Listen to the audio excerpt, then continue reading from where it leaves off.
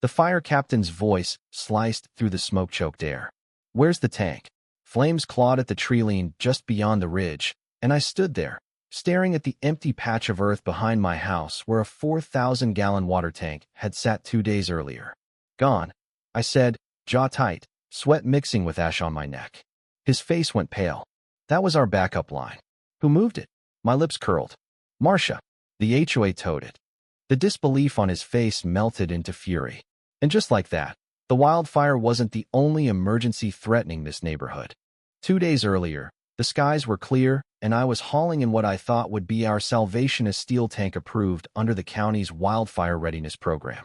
As an off-duty firefighter and a member of the regional disaster response team, I'd seen what one spark could do to our tinderbox community.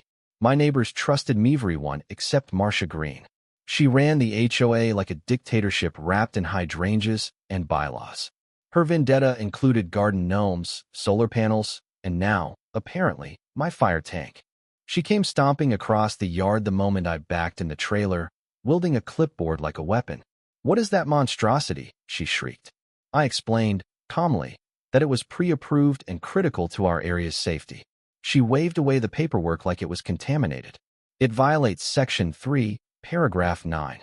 No temporary structures over 4 feet. I stared. "It's a fire tank, Marcia." She didn't care. "Remove it in 24 hours, or we will." I laughed, thinking she was bluffing. She wasn't. The next morning, I was called into the station. By the time I returned, the tank was gone. In its place was a flattened patch of grass and a notice pinned to my door. "Unauthorized structure removed. HOA code violation." No name, no explanation. Just erased. I marched to Marcia's house, where she stood smugly watering her lawn. "It was towed," she said, like it was no big deal. "Read your bylaws." I called the tow company. They wouldn't release it without HOA approval. The county didn't even know where it was at first. When the wildfire readiness coordinator heard what happened, he choked on his coffee. "They towed a county-registered emergency tank," he barked. "That's a lawsuit waiting to happen." The next day, smoke curled across the horizon like bruises. My neighbors started texting. "Didn't you have an emergency setup? Where's the tank?" I had no answers.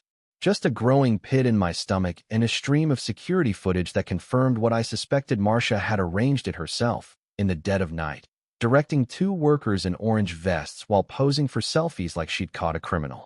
I sent the footage to the fire department, the county, and the HOA board. The fire marshal called me 10 minutes later.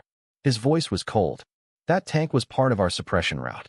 Without it, your street is isolated." I promised to get it back, even though I had no idea how. Then things got worse. Marcia doubled down on her fantasy. Flyers popped up for an event called the Green Lawn Gallon HOA Celebration of Eco-Conscious Landscaping. It was surreal. As fire warnings flashed across weather alerts, she was stringing pastel banners and ordering a bubble machine. My neighbor Rosa stopped me with one of the flyers. She called removing the tank a public service. I couldn't believe it. That same night, fire crews responded to a palm tree fire near the entrance. They lost precious minutes trying to locate the backup water source. A lieutenant called me.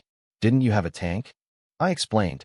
He was silent, then said, "That tank would have cut our response time in half." I dug deeper. Found an email thread between Marcia and someone named Alan, her so-called city liaison, and conveniently, the mayor's nephew. Marcia wrote, "Tank issue resolved. Towed under aesthetic compliance. No board vote needed. Label it construction waste." Alan replied, "Good. I'll cover it with the city." That wasn't negligence. That was sabotage. I gathered Rosa, Mr. Harlan from the cul-de-sac, and Elaine, a night nurse who'd been fined last year for placing sandbags during a storm. We compiled every mails, logs, footage. The rage was real. We drafted a petition demanding Marcia's removal. The fire line crept closer.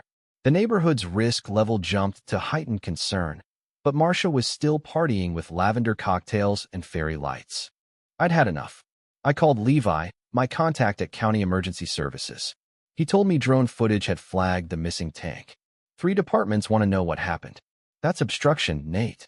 That was all I needed to hear. Rosa and I borrowed my old fire trailer and drove to the impound lot Levi had identified.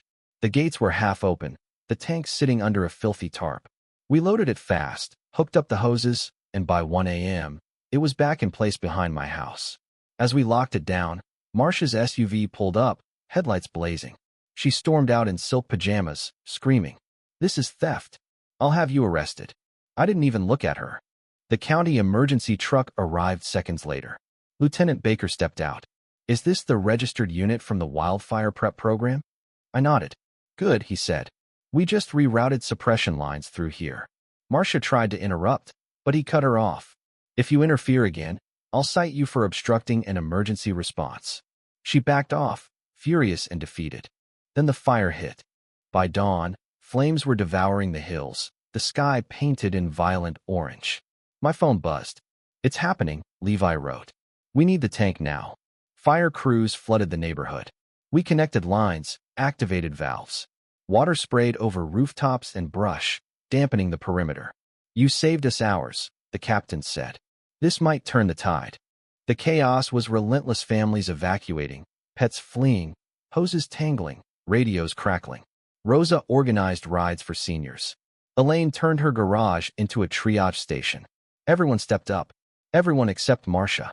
She came screeching down the street in a neon tracksuit, yelling about bylaws and unauthorized equipment. Then she ran for the tank. "Don't you touch that!" I shouted. She grabbed a valve, but it was locked. A firefighter intercepted her, calmly warning that interference during an active emergency was a criminal offense. She was escorted away, red-faced and shouting, but no one listened. For 3 brutal hours, we held the line. The tank emptied, refilled, and emptied again. Not a single home was lost. The news vans arrived before the smoke even cleared. The story went national. HOA president removes emergency fire tank. Nearly costs neighborhood everything. They aired the footage. Marcia, arms crossed in front of a pile of melted garden decor, became the face of misguided authority. The city opened a formal investigation. She was cited and suspended.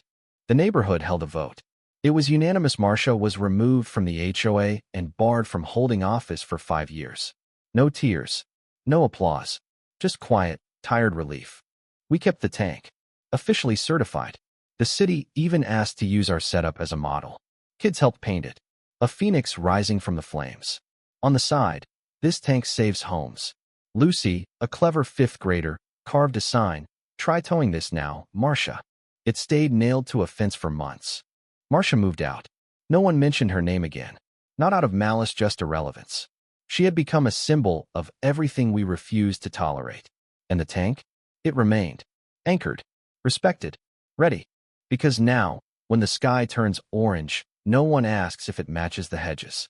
They just make sure the hoses are connected.